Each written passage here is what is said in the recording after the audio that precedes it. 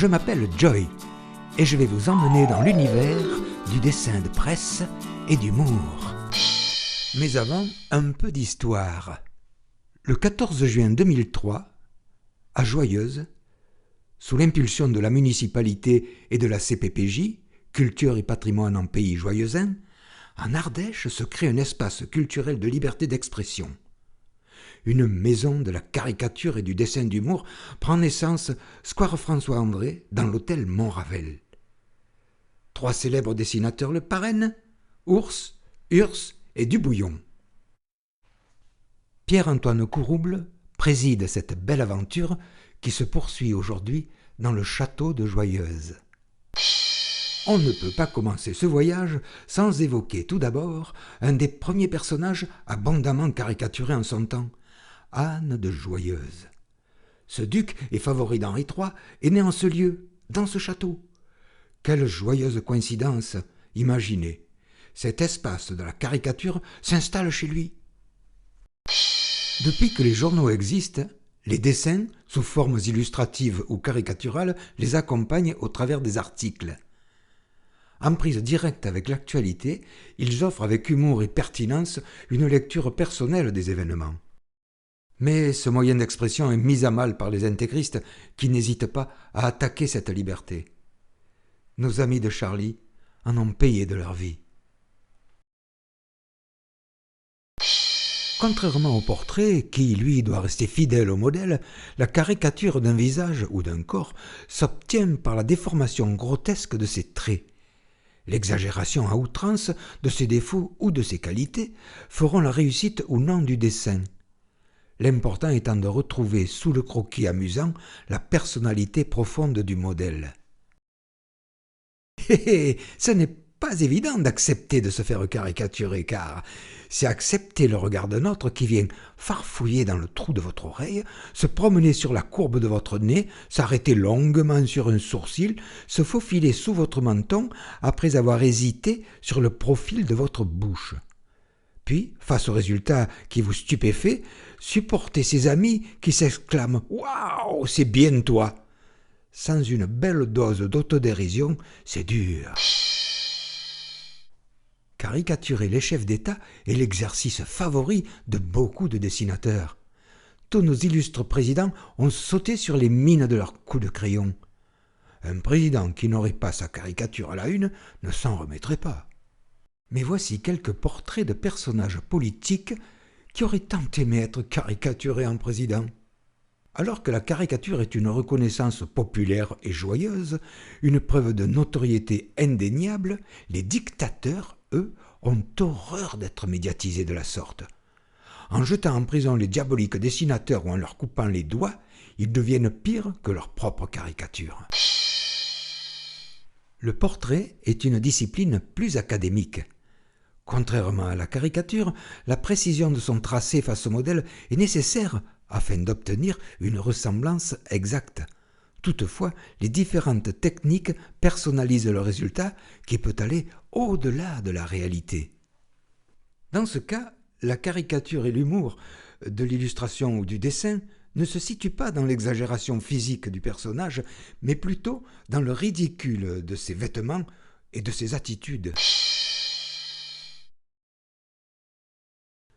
Le dessin humoristique de société illustre la vie de tous les jours en dévoilant ses aspects les plus ridicules et les plus cocasses. Il pose son regard amusé ou noir sur des situations qui semblent normales mais qui, sous les mines affûtées des dessinateurs, deviennent grotesques ou dérisoires. Voici quelques maîtres en la matière qui déclenchèrent bien des vocations. L'observation est le moteur principal du dessin d'humour. Chaque événement, même dramatique grâce à l'humour, peut s'analyser avec recul et sérénité. Le rire et l'autodérision sont les rayons de lumière qui nous indiquent l'issue de secours pour s'échapper du sombre labyrinthe de la vie de tous les jours. L'humour noir souligne cruellement et souvent par désespoir la folie et l'absurdité du monde. Le sarcasme et l'ironie sont ses armes favorites. Seul un public averti peut déchiffrer les terribles messages envoyés par l'auteur, sous peine de confondre le dessin avec de la méchanceté gratuite.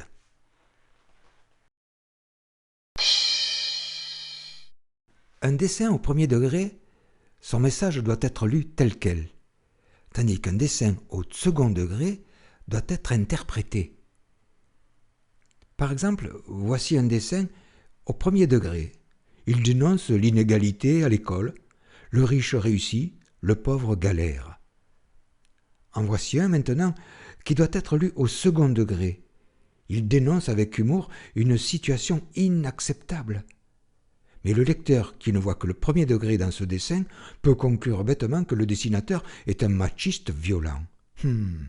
Mais découvrir le degré d'un dessin demande un peu de réflexion, donc un peu de temps. Le dessin satirique d'opinion connut ses jours de gloire au XIXe siècle. Une multitude de revues illustrées fleurissaient dans les kiosques au service de la liberté, laïcité, démocratie, ou au service de la haine, complot judéo-maçonnique par exemple. De nos jours, très peu de journaux mettent à l'honneur ce puissant moyen d'expression. Le dessin d'opinion, par ses caricatures outrageuses et sans concession, doit choquer et provoquer afin de soulever des débats étouffés, soit par un pouvoir politique, soit par des religions. Dans nos démocraties, la censure officielle n'existe plus, mais sous la pression de la violence intellectuelle ou physique qu'exercent certains extrémismes, une autocensure sournoise s'installe insidieusement jusqu'au bout des crayons. Madame Anastasie, que voici, est le visage de la censure. Créature revêche, armée de ciseaux géants, elle observe tout, avec une chouette sur l'épaule qui symbolise les croyances obscures. C'est une caricature ici créée par André Gide au XIXe siècle. Anastasie provient d'un mot grec qui veut dire résurrection, une façon qu'ont les médias de rappeler que la censure, un temps abolie sous la Révolution, puis rétablie par Napoléon, ne meurt jamais vraiment. La liberté n'est jamais acquise définitivement. C'est un combat permanent. Mais la censure ne provient pas forcément d'en haut, ou des côtés, ou de dessus, ou de dessous. Elle provient quelquefois de l'intérieur, de la presse elle-même.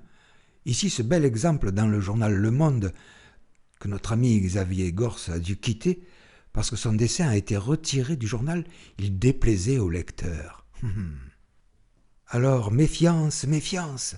Aucun pays n'est à l'abri d'un nouveau gouvernement qui restaurerait la censure, comme ce fut le cas dans le passé. Si un texte doit accompagner le dessin, il se doit d'être le plus bref possible, le graphisme étant le moteur principal du message. Si les mots prennent trop le dessus, ce n'est plus un dessin de presse, mais de la presse illustrée. Quoi qu'il en soit, l'important est de concrétiser les 3 R. Rire, réagir, réfléchir. Honoré Daumier, notre référence incontestée dans le domaine du dessin de presse et de la caricature, disait « La légende est bien inutile. Si mon dessin ne vous dit rien, c'est qu'il est mauvais. Et la légende ne le rendra pas meilleur. S'il est bon, vous le comprendrez bien tout seul. Alors, à quoi bon une légende ? Sachant qu'en plus, les mots ont des frontières, et le dessin, il n'en a pas. »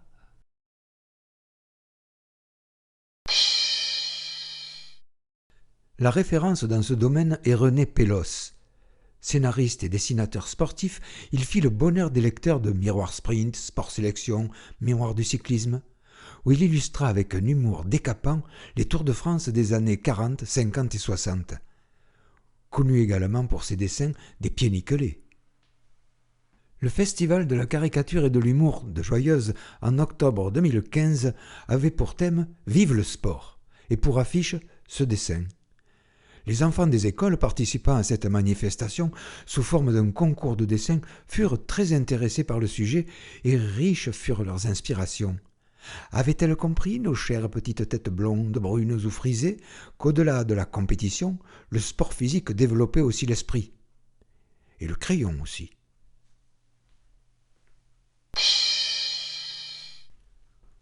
Pour bien vendre ses produits, la publicité a besoin de marquer les esprits. Elle doit surprendre, émouvoir ou faire sourire. Quel beau terrain de jeu pour les dessins comiques. Les plus belles années pour les affichistes et les illustrateurs publicitaires furent l'après-guerre jusqu'en l'an 2000. Aujourd'hui, l'informatique bouleverse la création graphique et la profession de dessinateur aussi.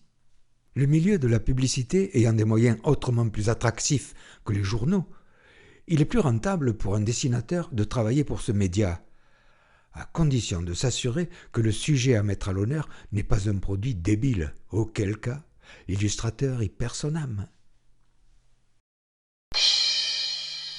Beaucoup de dessinateurs ont deux rêves: voir leurs dessins en volume, puis les voir bouger.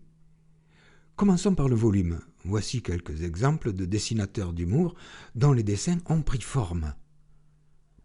Ceux du dessinateur Albert Dubout, ceux d'Honoré Daumier, et voici quelques bustes de Roland Ours.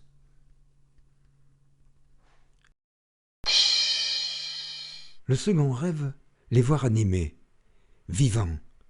Ceci demande plus de technique, mais quel bonheur de les voir bouger.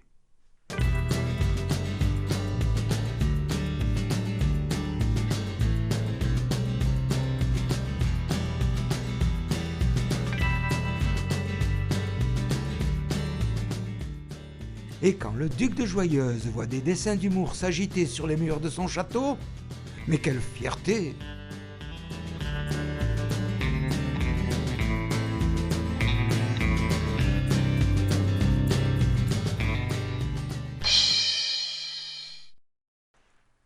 En 2002, au Festival de dessin de presse de Castelnaudary, Roland Ours était cette année-là le président. Le thème était le téléphone portable. Il fit un dessin sur le sujet qui déclencha les foudres de l'enfer. Ce dessin, qui ne critique absolument pas la religion, mais plutôt l'absurdité d'une situation grotesque, fit tomber un abbé de son prêchoir. Sa chute fit grand bruit. S'ensuivit alors une croisade acharnée contre ce dessin scandaleux. Mais, comme aurait dit notre regretté Pierre Desproges, on peut rire de tout, mais pas avec n'importe qui.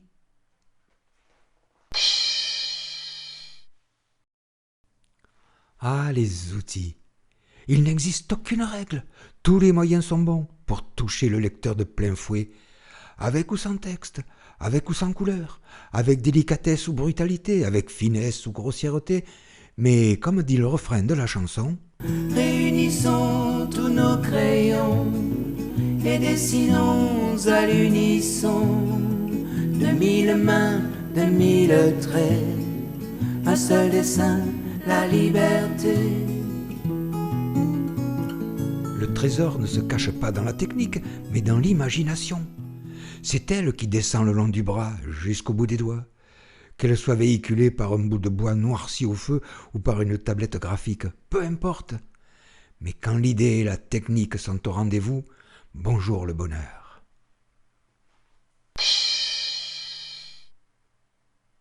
Un désir de partage des valeurs de liberté et de laïcité pour tous.